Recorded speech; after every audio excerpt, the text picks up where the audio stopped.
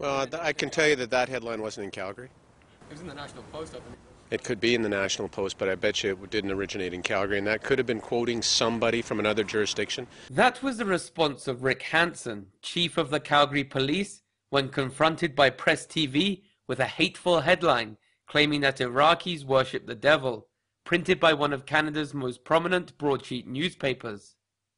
The question was prompted after the police chief had given a speech in which he had affirmed his desire to use controversial hate crime legislation to stamp out prejudice and discrimination in the city of Calgary.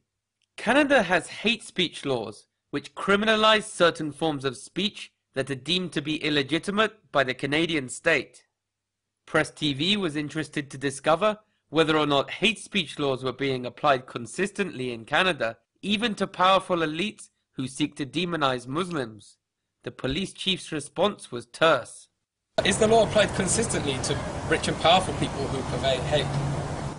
I would absolutely say it is. Critics say Canada's hate speech laws are not applied consistently, with the mainstream media every day dehumanizing and stigmatizing Middle Eastern people with impunity.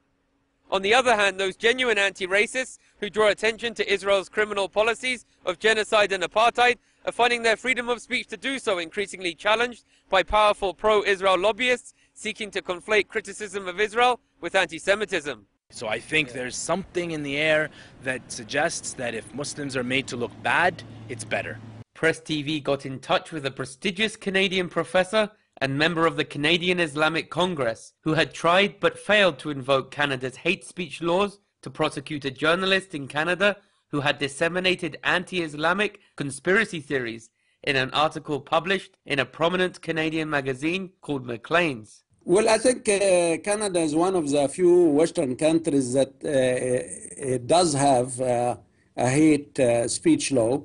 I think it is only useful for the strong and powerful. That the same law has been used successfully in the last maybe 10 years or so by the Canadian Zionist Jewish community against who they consider anti-Semitic. It is clear that hate speech laws are controversial, and when such laws are being applied inconsistently and in a politicized or ethnicized manner, experts warn that they can only have a negative effect on society. Joshua Blakeney, Press TV, Calgary.